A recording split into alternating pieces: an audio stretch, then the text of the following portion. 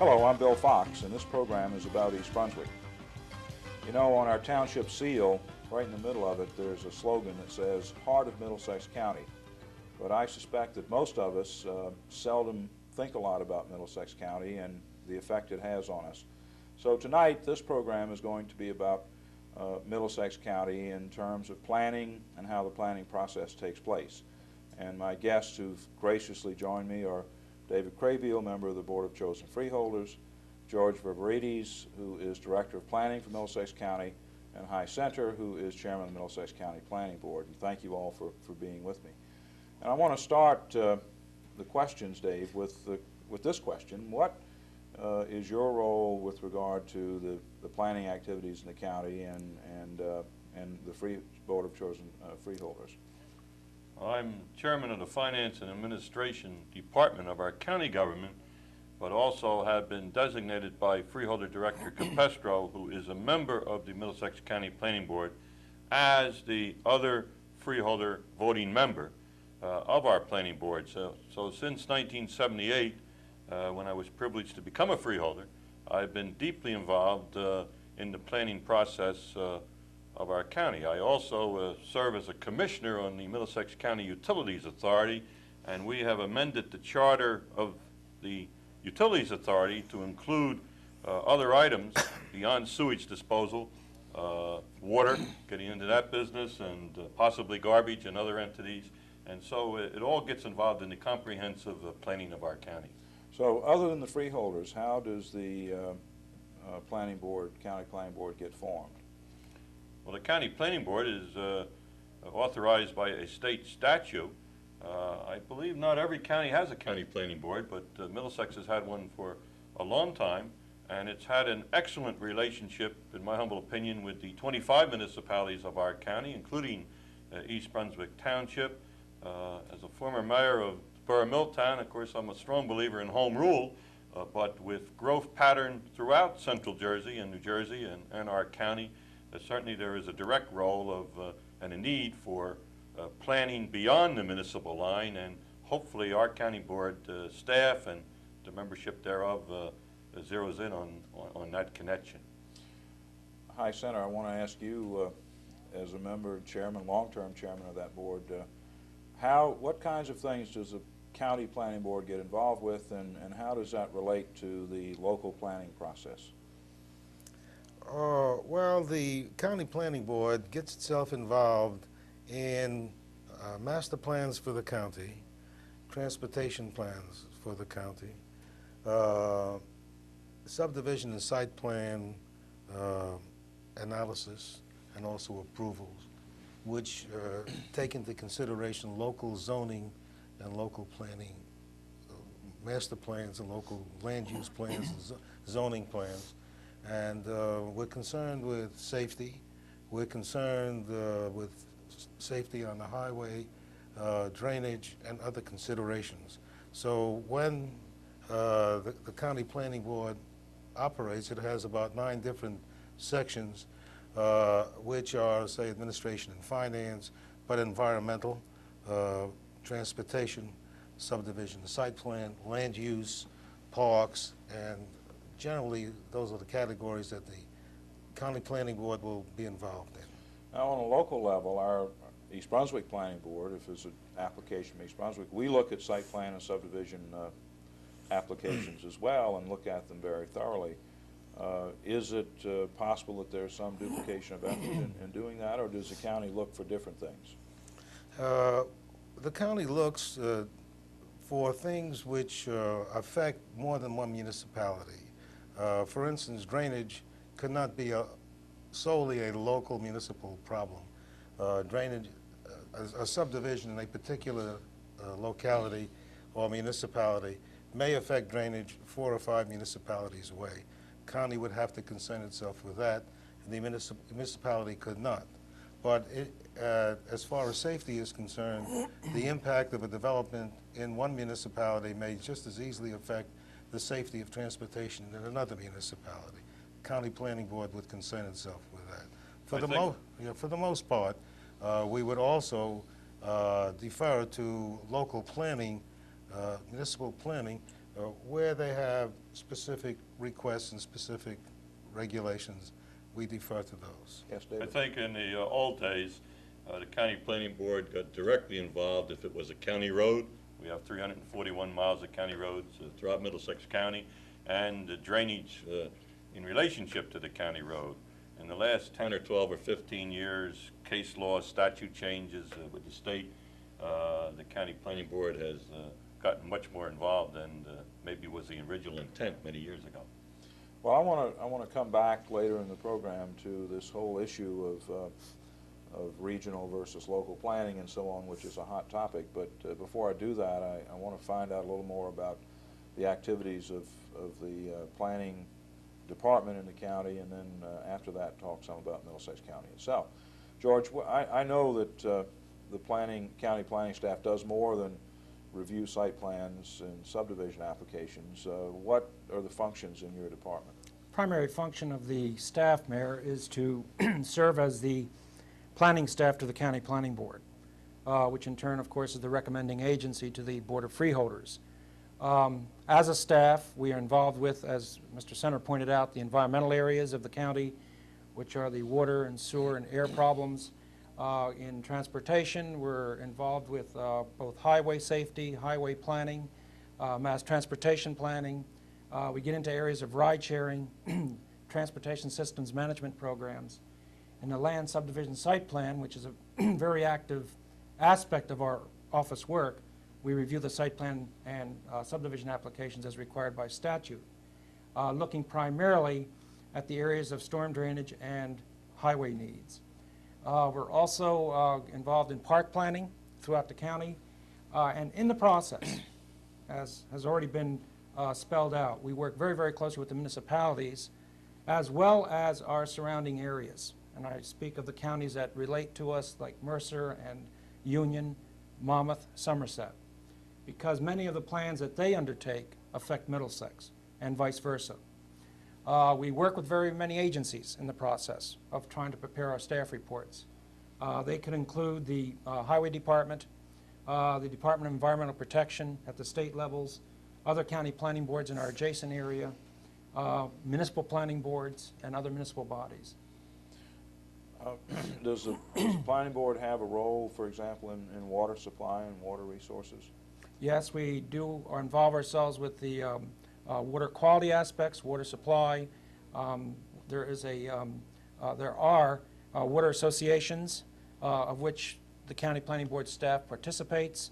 Sometimes we act as observers only, but in other aspects we serve very actively and report our findings back to the planning board. Our county planning board staff has a plan on almost every aspect, and that would involve county government. We kid about it, but back when there was the co-disposal controversy of whether to burn sewage with garbage and create electricity at the MCOA, that was the only thing that we could find that we had not done a study on. Mm-hmm. And the thing that's lacking, of course, is the money to implement the good studies that we have. This may be a sensitive question, but does the county planning function have any real teeth? Could you, for example, prohibit a development from taking place in a particular community? Anybody can. Well, I certainly use Olympia, York as an illustration down in Old Bridge, which would be 10,000 units plus if it were constructed. The county planning board effectively blocked that up to this point on the fact that there was not ample water and the roads and so forth, and we were able to block it up to this point. I'm not saying it's blocked forever, but certainly delayed that effectively at the level of the county planning board. Wouldn't you say that, Mr. Senator? Yes, we have some teeth. I can sort of sense from your question that you understand that we have limitations, and limitations are severe. But we have been able to work very closely with almost every major developer in getting them to understand that they have some obligations to the community at large, that they must make sure that road conditions are safe as they create them, that they will not drain into neighborhood facilities, that they will plan their development in stages and phases and implemented in such manner that it will not impact the communities too severely. We've been successful. Now, we don't always have the legislative teeth to make it stick, but we haven't had the problem. Okay, so we've done it pretty well. Well, let's talk some about Middlesex County. And I know that everybody here has been involved in Middlesex County for a long time, so anybody can feel free to chime in. But I'll start out with George. George, how big is Middlesex County geographically? How many people do we have? Where do we fit in the state, and so on? Middlesex County at the present time, Mayor, is a population of about 610,000 people. We have around 324 plus or minus square miles and about 325 miles of county roads within the system.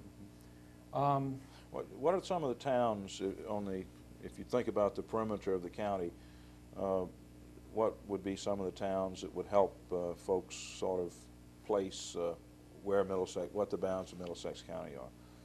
We go from Cranberry on the Mercer County line next to the Princeton, you might say, all the way to Carteret, which is right on the railway line of Union County, and then from the borough of Middlesex over on 22, bordering on Somerset County, down to various sections of Old Bridge, Cheesequake, Lawrence Harbor section, and so forth, which border on Monmouth County. We're the crossroads of America, Mayor. You cannot go from Philadelphia to New York or from Connecticut to the casinos in Atlantic City without going through Middlesex County on one of our major arteries, whether it be the Turnpike or Parkway or Route 1 or 27 or 35 or 9 or Highway 34 or over our county in an airplane. That's a mouthful. I think you've said that before. Does anybody know if you drove from Middlesex Borough to Cranberry, how far that would be, what the distance would be? Well, from Cranberry to Carteret, the best I could do that one evening was 50 minutes. Yeah. There is no direct way. I left the mayor's house in Plainsboro, Mayor Cantu, and went to a meeting in Carteret, and it took me 50 minutes because it was not an easy, direct way to go. There's some people who would say it would take 50 minutes to go a very short distance some days. That's true. I don't know. How many I would say roughly about 34 to 40 miles. Yeah. From Middlesex Borough From to Cranberry to Carteret, about 30, Uh-huh. 34, about 34, 40 miles. So it's big. Where does Middlesex County fit in terms of population in the counties in New Jersey? We are the third largest, Mayor, exceeded only by Bergen and Essex counties, who have 840,000, and they rival each other on who is the largest. And then we're third at 600, and of course we're still growing, although I do not believe that they will come in the foreseeable future where we equal Essex or Bergen. But other counties, Ocean has the greatest growth pattern, Camden County large, so some of those are creeping up toward our population. What's been our growth experience in Middlesex County, George, in this decade? Well, in 1980, our population was around 595,000. Today, as I mentioned, there's around 610,000. By the year 2000, we project a population of about 725,000. That's really hard to believe that we only grew about 15,000 people since 1980. And I know that people believe that East Brunswick has grown much more than it has, but if you look around the county and look at the development that's taking place in the developing communities around us, Edison, Old Bridge, South Brunswick, and so on, how does that happen? Well, Mayor, Woodbridge leveled off. Perth Amboy has had a tremendous change in population, but not a major growth pattern. When you're talking about some of our areas in South County, there has been Plainsboro. There's been a tremendous high-tech development, the same in Piscataway and Edison, but even though the population has increased, it has not increased by thousands upon thousands of people. It's really interesting because probably in the last 6 years of this decade, there have been approximately 35 to 40,000 new units, residential units, built in the county. All right. Now, and here we're talking about a population increase of 15,000. Yeah. And the residential unit is probably 2.5 to 3.5 people. So figuring in terms of 35 to 40,000 and translating that into actual population, it could be 100,000. And yet here we think only in terms of 15,000. So I guess either people were living with their parents or singles and others who moved out and got their own place, or they moved into some of the other counties, or they left New Jersey and went elsewhere. But it's not easy to figure out just what is happening. Well, the city of New Brunswick, an illustration, the daytime, all year-round population has leveled and maybe less today than That's right. than it was five, 6 But years the ago. question that people ask me, and I'm going to ask you, is how can that be? Where does all the traffic come from? Well, what's happening too, Mayor, to a great degree, is that the emphasis in this period that has occurred in the county, the emphasis has been on industrial development, office complexes, and these large, huge parks type programs. And we really are playing now a catch-up game with housing, because the employment centers have just expanded and continue to expand, particularly in the 1980s. And look at your major corridors, the Route 1s, the Route 287s, Route 18 in East Brunswick, the Garden State Parkway, the Route 9s, the New Jersey Turnpike. These corridors are the centers of the development that's been occurring. And if you look at the centers of these developments, you'll see that they're large industrial parks. Residential development is just beginning to come into the area. And it's going to be a catch-up game, because the needs of these parks is going to be in housing. And then, of course, the traffic is commutation of people from other areas in the county or outside the county to these employment centers. We really, if you look at the development at the county, I visualize it as really in two phases. One immediately following the post-war years, World War II, where you had a lot of single-family development, and certainly East Brunswick can attest to that. The development along the Riders Lane corridor has been purely residential in the past, during the early 70s. And then the second emphasis has been this park, office park, high-tech development that's now occurring. So we've sort of have gone through two periods. And So the emphasis today, reason for the traffic is that the jobs have been created, but people have to live elsewhere. Is that the people view? are living elsewhere, and they're commuting into the county An to reach those illustration. job centers. An to a large degree. illustration, Piscataway Township produces 35,000 jobs, and only 5,000 of those jobs are Piscataway residents. And that means that 30,000 people are coming into Piscataway from Morris County and north, coming from Toms River area where people live in Ocean County, coming through East Brunswick Township and my hometown of Milltown to get to Piscataway. In the old days, we had the commuter only to New York. Now we have people who live in Manhattan who commute on a regular basis to the high-tech industries in South Brunswick and Plainsboro of our county, and that creates the crossroads of America that we are in the midst of. And that's beginning to change today. I'm one of those people who commutes into Piscataway to work every day, so I know that all 30,000 are on the road at one time. That's right. And they're all on 18. And Mayor, one other problem, and we're all at fault, including myself, but you look at car after car in the morning, during the rush hour at night, one person in the car, and we have been unsuccessful as a society, industry, private sector, and government to encourage our people to get into ride sharing and carpooling and van pooling and staggered work hours and onto buses and so forth. It's a struggle, but when you have one person in a car instead of 50 people in one bus, eliminating 49 vehicles on the road, that would all help, but it's hard to get, Well, get it moving. we can talk about that offline. I suspect it's people's unwillingness to sacrifice their independence and be dependent on somebody else. But George, you said this is beginning to change and beginning to get better. Yes, because housing is now coming into the market in Middlesex County. Many of our applications, which come through the Subdivision Site Plan Committee, we're seeing a lot of housing development coming in. 1985, for example, as was reported yesterday at our planning board meeting, was a very, very active year, and that's continuing.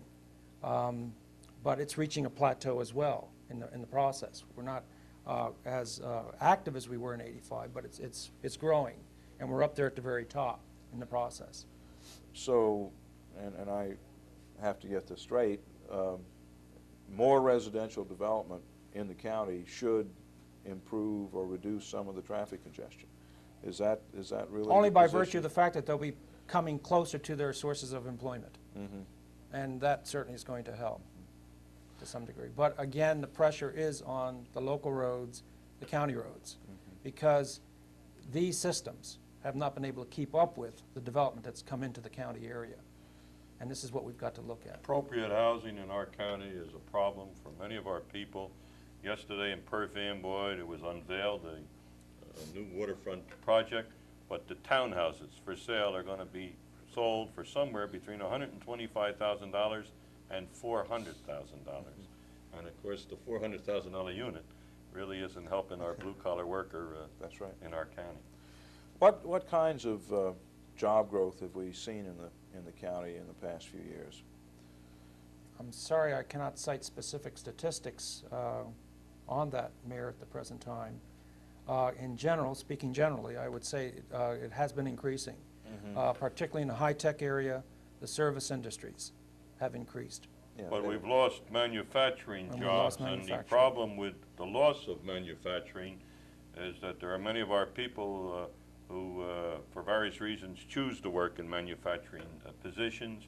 And once you lose a factory in a location, it's most difficult in a consecrated area of our county to get another factory constructed. People will accept what's there, but once it closes and that the industry moves out, the industries that come in are high-tech and require a different training for that individual. Is it really the case that we've lost manufacturing jobs, or is it, as some people have said, that they just haven't grown as fast as some other? Now, we've lost some in our county, although in fairness, we have retained more in our county than some other areas. There is no growth in manufacturing, and there is some slight reduction in job force in manufacturing. The large increase has been principally in service industries. And as our freeholder was saying a little earlier, you can't go anywhere without going through Middlesex County. It really is a transportation hub, which is why it's logical for us to grow in the service industries. What do we do about traffic and transportation? I know you and I have done a whole program on that a year or so ago, but it continues to be a problem, and we continue to have great difficulty with that in East Brunswick and all over the county. Well, a year ago, Mayor, we updated for the first time since 1977 our transportation plan for the county. And that was done over about a 9-month period with meetings with local municipalities and local officials. And in that plan that's now adopted, we have almost everything that's conceivable that's needed, whether it be new roads, widening of roads, intersection improvements, and so forth throughout our county. There are two things that block that. One is home rule, that every time that you want to try to make an improvement to a road, that people who live on that road or very close to the road have the right to object, and that's the American way of life. And that delays the process and takes sometimes, and I say it in a broad sense, political courage for officials to move forward. But the second most important ingredient that's missing is money. I used the Route 1 corridor from New Brunswick to Trenton. There is a shortfall of $200 million. It is a state highway. I feel so strongly that it's up to the state of New Jersey on a state highway to come up with that $200 million, but the fact is there is no $200 million. There are no improvements to that Route 1 corridor to the magnitude that's needed for the traffic, and that certainly is not in the public interest. That raises another question. We've said home rule 2 or 3 times in this conversation, and it's been said that if everybody's in charge, nobody's in charge. And people certainly have said to me that they think that growth is out of control in our area, in our town, in our region. They've said to me that they just think that those of us in elected office have completely mismanaged the development of our area and our county, maybe the state even. And how do we deal with this problem of everybody being in charge, which is the situation with home rule? Although I, for one, believe that home rule has been eroded significantly over the past 10 to 15 years. While you still have some power, it's so circumscribed by regulation and statute that your decisions are almost made for you. But how do we deal with this situation of the 23 municipalities in Middlesex County, I guess, and 25. 25, okay, and 567 in New Jersey, all being in charge of development and growth and so on. How do we approach that? Well, as you know, Mayor, the legislation coming forth out of Trenton, which may create a partnership out of the municipalities and the counties and the state, and this calls upon the municipalities to actually develop some plans, for the counties to develop plans which incorporate municipal plans, and for both of them to be acting with the state in concert so that there is one force trying to actually handle the planning for regions and for the state as a whole. Middlesex County is somewhat unique in that we have a plan, we've always had a plan, and most of the municipalities in the county do have plans, so that we're probably several steps ahead of the other counties in the state, or most of them anyway, and should be able to start this regionalization process as soon as it comes on board. And as a matter of fact, I know because they have been addressing us to be perhaps the prime example of how this thing will work, and perhaps will be the pilot study to see whether it works. That's one way that it'll work, and if everybody cooperates, it probably will work. What are the prospects of everybody cooperating? Well, If they I don't, mean, and just to take an example, every town probably, with the exception of a few, would like to have tax ratables, nice office buildings or other kinds of facilities that generate a lot of taxes without costing the municipal budget very much. Many towns, most towns, don't want the residences to go with that to support the people who are going to have the jobs there. Now, how do you get people to cooperate without something with some teeth in it to do the right kind of planning job? Well, I think there's got to be teeth in it, Mayor, and I might say your recent statements have been covered in the news media, and I commend you for them, because you certainly are taking a position that there is a need to look at it beyond the municipal border, and you're to be commended for that position. But I'm not optimistic about it happening. Well, let me say this, that Assemblyman McEnroe, a couple of years ago from Essex County, introduced a bill that did not go anywhere, but that would have given more power to the county planning boards on regional growth. But now the State Planning Council is going to come in with a rule that will probably give a little bit more power at the county planning board level under existing law, but Commissioner Gluck of the Department of Transportation has come forth with her Transplan program, which is really 3 sections. One that involves a transportation district that we're all for, that would allow a county to do a transportation district and involve the private sector beyond a municipal line. Another would give some more power on state highways access to the county planning board. And then the third item is on the whole regional growth pattern. And there isn't any doubt in my mind that there's going to be something enacted within the next 12 months by the legislature and probably signed into law by the governor that will give a little bit different approach and a little bit more power to the county planning board. I served as 11 years as a mayor. I'm very sensitive to home rule, but with the regional growth, I think that many who have come out of the municipal system, and even many of our local mayors, recognize that when it gets beyond the municipal line, there's got to be some entity. What we've got to guard against is another bureaucracy, that the bureaucracy doesn't prevent good things from happening, and that's where there is a fear by some of our local officials, local mayors, and of course there's a fear by developers of land that they won't be able to move, but that's a different separate area. George, you and have in anything to add? and the limitations that we've had and do have now has been attested to in our conversation here. The fact that the counties just technically have power over drainage, storm drainage. The concept of cooperation has been the great thing we've been trying to promote between the private and the public sector, and may I say between the various levels of government. We find now, though, in light of the rapid development that's taking place throughout our area, particularly in Middlesex, East Brunswick, that we've got to look at some legislative tools, and that's where transplant is coming into the picture and being discussed. It's a new concept. It's giving a little more teeth to the counties. What in is the 3 acts. transplant, by the way? Transplant is legislation that was developed out of the New Jersey Department of Transportation. In the development that was occurring along state highways, they saw a need for some regulation. And as the freeholder pointed out, there are 3 parts to it. There is an access bill, which is access to state highways, which counties will be able to review, but still the power to approve, disapprove remains at the state. There is the second act, which involves Transportation Development District formation. Now, this is the area where if 2 counties come together, or say a county, and wishes to develop a plan along a corridor, like Route 18 in East Brunswick, where it can require improvements of developers as they come in with their projects. The development plan, once it's formulated and approved, that can be used as the plan as development comes into that district area, and we can require developers to put in improvements as spelled out by the plan.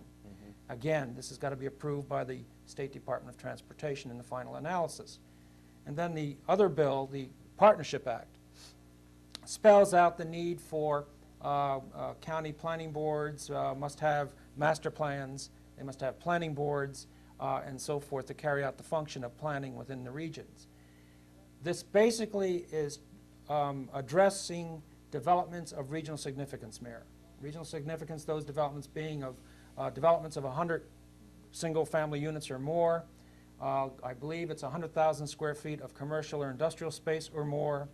These are the type of developments that will impact regions, and these are the developments that are being addressed in transplant. Mayor, a lot of people ask, why don't we just stop development? And I think one thing that ought to be pointed out, asked me that too. under the Constitution and under case law, if a person owns a piece of land, they have the right to do something with that land. Government has the obligation and the responsibility to regulate what is done with that land, but you just can't say, well, nothing happens with the land under the law. Our feeling is that you're not going to stop development. You have We to, try to control it. quote unquote, manage it as best you can under the circumstances. And we're playing a catch-up game, as we stated before, both in the housing question, as we talked about, and in transportation. Development's coming in, the source of monies is at this level, and we're trying to fill the gap in terms of trying to reach the needs of that development. You said earlier that we're at about 610,000 people now, and that you would expect it to go to 25,000. 25,000 by Year 2000. year 2000. That's only 13 years away. That's 100,000 people. Where's that development going to take place, and where are they going to come? I mean, where are they going to be? You see, what's happening today is that the development has occurred along the corridors. And I'm speaking of in the East Brunswick area, familiar to your community, the Route 18, the Turnpike, the Route 1s, the Route 9s. Now what's going to occur is the filling in between those corridors. And this is where the counties are going to have a tremendous responsibility, and the pressure is going to be on the counties, because the road systems that are going to be needed are those that go in an east-west direction. And you will find that these are the east-west roads and are under county jurisdiction. I speak of the Ruse lanes, I speak of the Cranberry South River roads, I speak of the Riders lanes, and so forth. These are the roads that are in between these major corridors that are being pressured, because people living between these corridors have got to reach out to these main transportation networks to go into the metropolitan areas and other major centers of transportation. There will be a housing growth pattern in towns like Plainsboro that had 2,000 people. Now it's 7,000. We'll probably go to 15 to 18,000. South Brunswick, still a growth pattern. Cranberry, that's had no development. If those farms go, and we've created, Mayor, a Farm Preservation Development Board that I'm proud of. I was a liaison and fighter to get it created, to preserve some of that farmland as a part of the Garden State. But the fact remains, some of that land in Cranberry is going to go. Monroe Township is going to have some more people, and of course Old Bridge. The question has to come up: can we really absorb more than 100,000 people over the next 12 years in our county. We can absorb twice that if we plan for this large growth in population, if we provide the facilities such as the highways, the units, but more important, the water and the quality of water. And if we plan for it, and if it moves in proper stages, it's easily handleable. It's only when it gets out of hand, when it runs amok, and developers are able to do what they want to do, and individual municipalities feel that the need for the ratables is so high that they're willing to take all kinds of risks, that things get out of hand. But for instance, it's manageable. It was very well managed here by you, Mayor, and I know it's the kind of program where maybe you don't want to hear all this, but really I think you did a super job, say with the tower going up and the amenities that are going to have to be built alongside it, which will ease the problem and probably even better the situation. And if we do that, and that's really what we're really planning to do, the growth is easily accomplished and easily handled. I want to say this on Tower Center. If you're going to put a high-rise, it should go where the major artery is, the turnpike. And one of our problems in other parts of the county, that didn't always happen. Some places it did. Tower Center is in the right spot. The where will the growth take place? What towns do you anticipate, George, where most of the growth is going to occur? Well, I still think you're going to see growth in the northern part of the county. There are northern part being north of the Raritan River. I'm talking of the Piscataways, the Edisons, the Woodbridges. There are still areas there for development. And you're going to begin to see redevelopment, Mayor. Freeholder Craybill pointed out the Newtown development in Perth Amboy that was announced yesterday. Piscataway, you're going to see development occurring in Edison Township. However, the largest growth is going to occur in the southern part of the county. In the East Brunswick is still going to see its fair share of development. Cranberry, Plainsboro is already feeling it. We have in the books the Olympia York project in Monroe and Old Bridge, which is going to have tremendous, tremendous impacts. And then, of course, the senior citizen homes in the Monroe area have tremendous impact. So it's, as I said, it's filling in between the corridors now. And it's developing in those areas that once were open rural townships, like the Cranberries, the Plainsboroughs, and Monroes and Old Bridges. You know, Mayor, George left out North Brunswick. North Brunswick. Okay. Sorry. Which by just a quick count, as I was sitting here thinking, I can account for approximately 8,000 residential units in the next decade. That's right. In North Brunswick. 130 corridor. This is the Hovnanian group, the Reader group, Mike Kaplan and the Renaissance group off 130, just an enormous. Now, North Brunswick didn't even have the population of as many units that are going to be built here, nor did Old Bridge for what Olympia, New York wants to do in Old Bridge, forgetting about all the others who want to move into Old Bridge. So a lot of things have to change, and the municipalities have to get a little more sophisticated and realize that this is what's going to be happening to them. And I noticed Mr. Center has left out his hometown of Highland Park, and George and Hyatt both left out my hometown of Middletown. Yeah. Well, in Highland Park, if you get 300 units, that's big stuff. Well, if you look at East Brunswick, we really should not expect that much growth in the 90s. Our major areas for development will have been under development by that point, and we will have a few odd parcels around that are yet to be developed. But much to my amazement, and this is going to be the subject of further discussion in another context, most of our available areas for development will have been under approval in the next 3 years. And there isn't that much. We have one small area of third-acre zoning that's left. We have one area of town green that's left. And by far the remainder of the area that's left to be developed is in 1 acre and 2 acre zoning. And we don't anticipate that those areas are going to be changed. So we would expect relatively modest growth in the 90s, and indeed a slowdown beginning at about this time. But whether we have growth or don't have growth, clearly we're going to be affected by what's going on around us. And I just have to wonder how we're all going to survive that. The traffic problems are not East Brunswick. That traffic is coming in from Monmouth County, going to other parts of our county and beyond for jobs in the morning and in the evening rush hour. And of course, East Brunswick, unfortunately, is taking the brunt of that.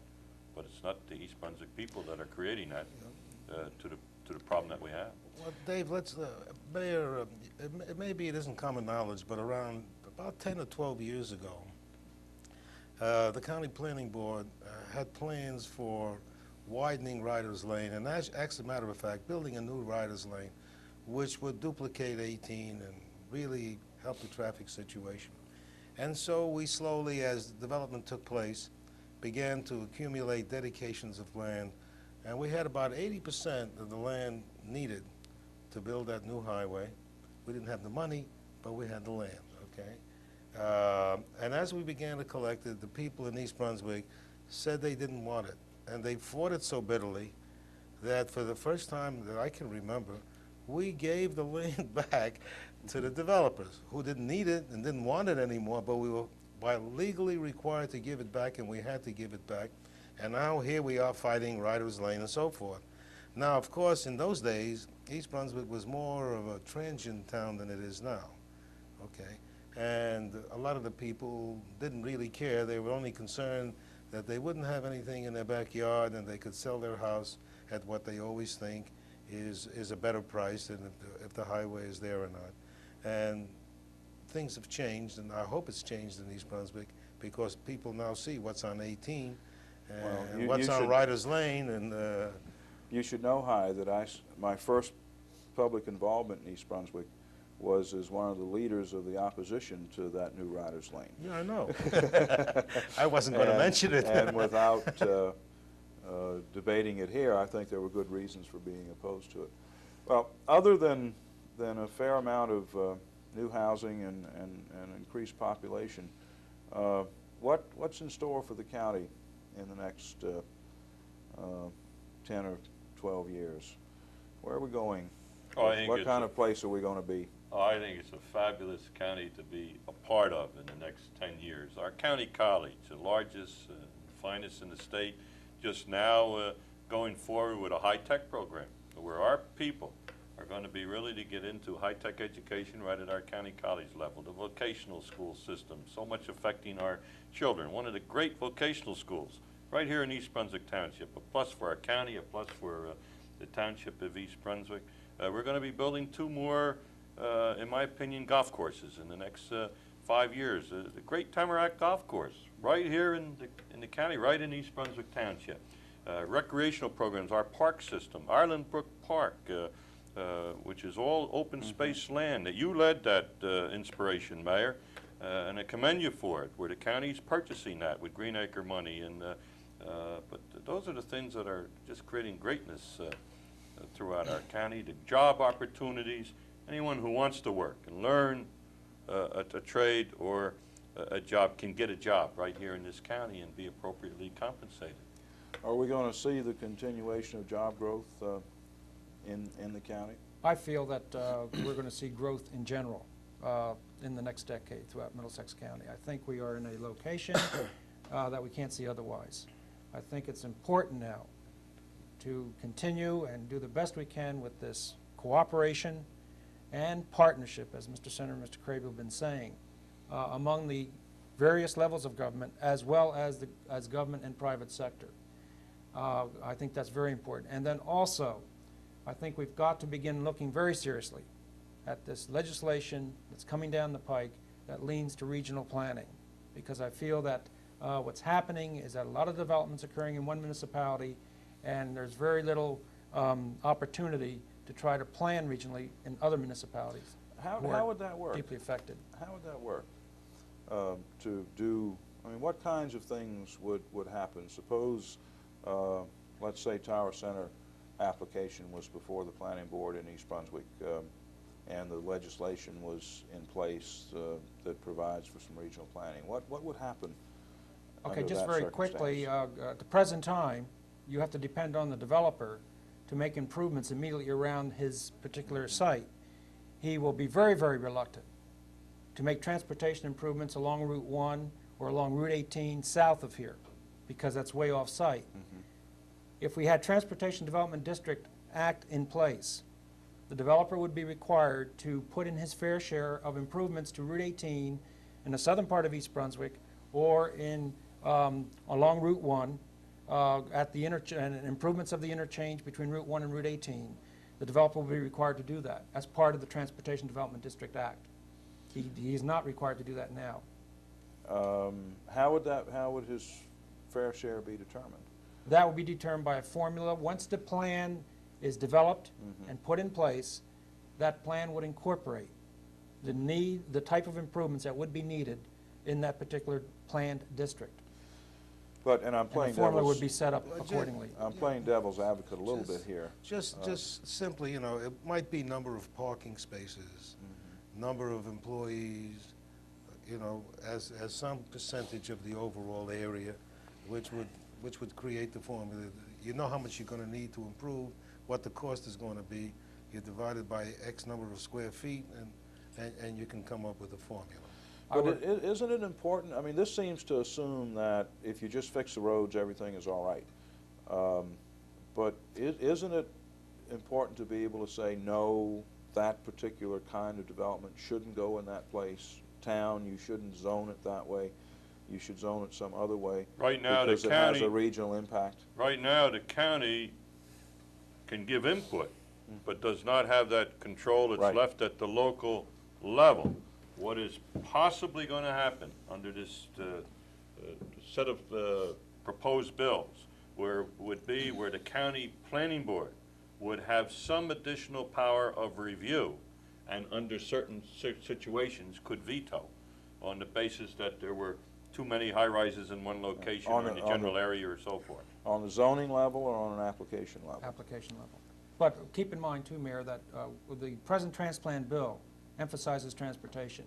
I think too what's going to be needed is also a district plan for storm drainage, for water and sewage as well, because our infrastructure for sewage is also in the same problem as transportation. And I think a similar type arrangement is going to have to be looked at very seriously in those areas too. But that still assumes, and I'm sure there are people watching this who are saying, but wait a minute, maybe we don't need to have all of that development all over the place.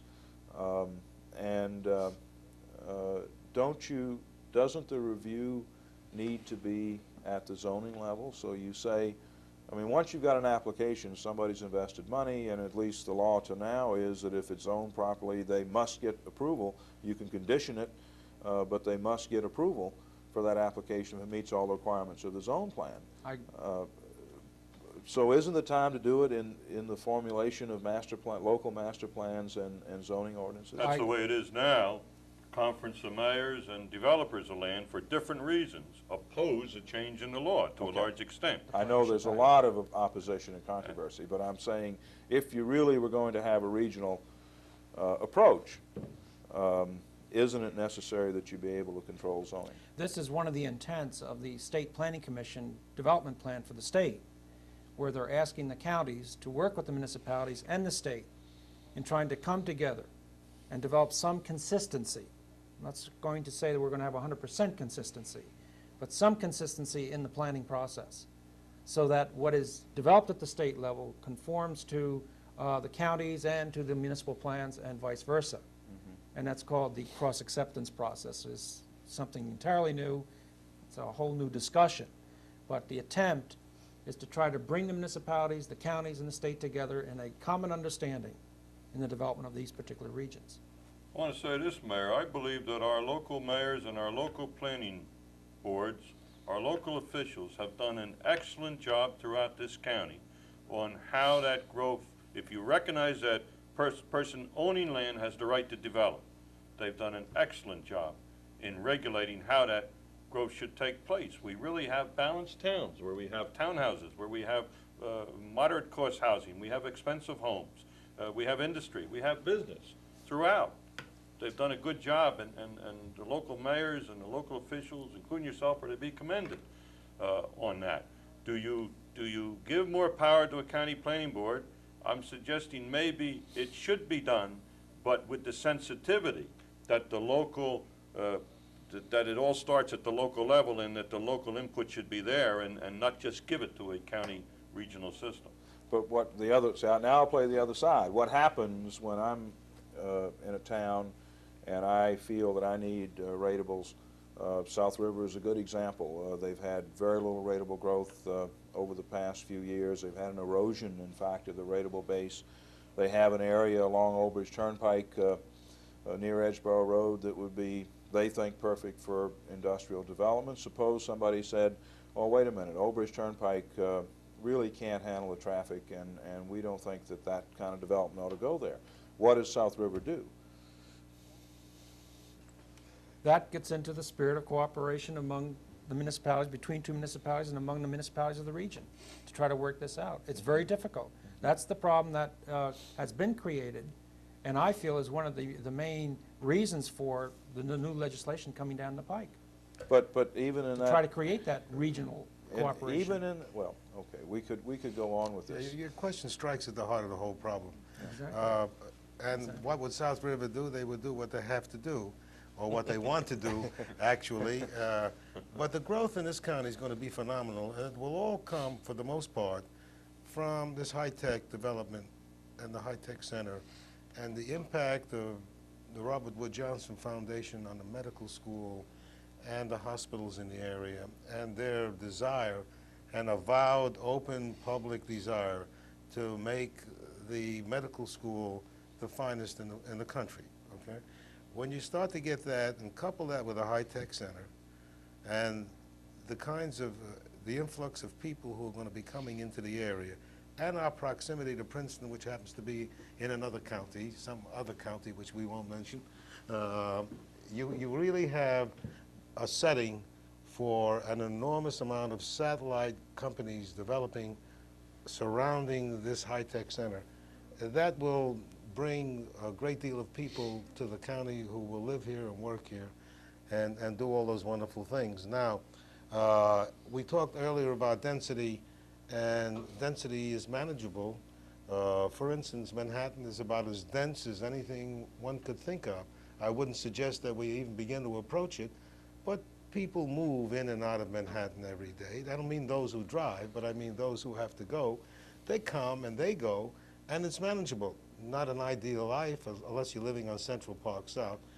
But the point that I'm making is that it's manageable if you plan for it, and if you know what's coming and you know what you have to do to accommodate the people and the influx, it's doable. But most people say to me, I moved here to get away from that. Right. Whether it's in East Brunswick or Piscataway or Old Bridge or any of the towns in our county. And what answer do we have for them? My answer would be is that they better have a lot of patience, and they better expect to live in some congestion and delay, because we don't have 100% solutions here. Mayor, nothing is forever. That's okay? right. Exactly. That's unfortunate. Mm-hmm. I was down And in as much as I would like to live in a 20-acre site, you know, with nobody, it isn't going to happen. That 20-acre site won't be there forever either. Okay? I was down in the South Toms River area in Ocean County Saturday and took a little ride around. It's amazing, the homes. And I remember 5 years ago, people moved down there because they wanted to get away and have open space. There is no more open space down in the Barnegat Bay. It's unbelievable. It's a pattern of New Jersey and the East.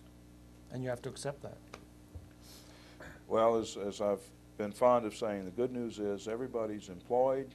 Everybody can get a job when they want it, and there's pretty good times for Middlesex County. But the bad news is that means that there are more people on the road, and there are more people shopping, and there are more people living here and getting in the way, and that's unfortunate. But for people who have invested their life savings to move from another place to escape congestion, it's a very difficult pill to swallow. You know, Mayor, I think when we were speaking informally earlier, I told you that 2 of my nephews are moving from Yonkers in New York to East Brunswick around the Ruse Lane, Sum Hill Road area. And they think it's absolutely magnificent, okay? and compared with Oh, I the do large too. apartment, and compared, I agree. and compared with the townhouses, I mean the apartment houses in Yonkers, it is. And just the fact that they have a front lawn, to them, just makes it like the biggest, best thing that ever could have happened to them. So it's true that we may have lived on 5-acre lots, and now we may live on 1-acre lots, and we're not very happy with it, but there are people who are delighted to take advantage of what East Brunswick, as a case in point, has to offer, and they think it's great stuff. And, oh, you know, what can you do? When you buy a house and you're in your early 30s, and your kids grow up, then suddenly you're 60, and you elect not to live in that house anymore. The house is now too large for you. For those people who are moving into that house, they will love it. How, And the difficulties become, Mayor, that this is what the planning process is all about. We're trying to look a little bit into the future. And if we had the resources, we could try to put those improvements in before the area becomes so densely developed that when you have to put the improvements in, you're going to be affecting somebody. And we see that very typically today with highway planning. We try to just improve an intersection today, and you're going to affect somebody in some way, and that upsets everyone. We've got to get people Acclimated commuting to. on people movers, whether it be bus or rail. You certainly are moving forward in East Brunswick, or to be commended for it. In Edison, near exit 10, we're trying to get a park and ride going there, and possibly even a shuttle going over to Metro Park. But we've got to get people onto rail and buses going any distance. And if we do that, then we're going to at least alleviate some of the traffic congestion that plays havoc with us during the rush hours. And in a transportation area, I think we've got to be a little more enlightening and start looking at other means, like ride sharing, van pulling, and even as development comes into an area. You try to get the developer to maybe give him some compensation, reducing his required parking space if he gets into a ride sharing arrangement. And that can help. It takes cars off the road. We've got to get the staggered work hours also, Staggered which work hours. includes the private sector management, but includes our union leadership having to agree, because it becomes involved That's in right. union contracts for our workers and the public sector. But you just can't have everybody coming out and commuting at the same time. You know what I'm thinking, that maybe an answer to the question you pose is that some standards have to be set for the quality of water and the availability of water, air pollution, and the impact, let's say, of transportation and new homes on the quality of life, and a few of the other environmental problems which really haven't been seriously addressed, at least not up to now, although I know that you've done, Mayor, you've done pretty well with the water for East Brunswick.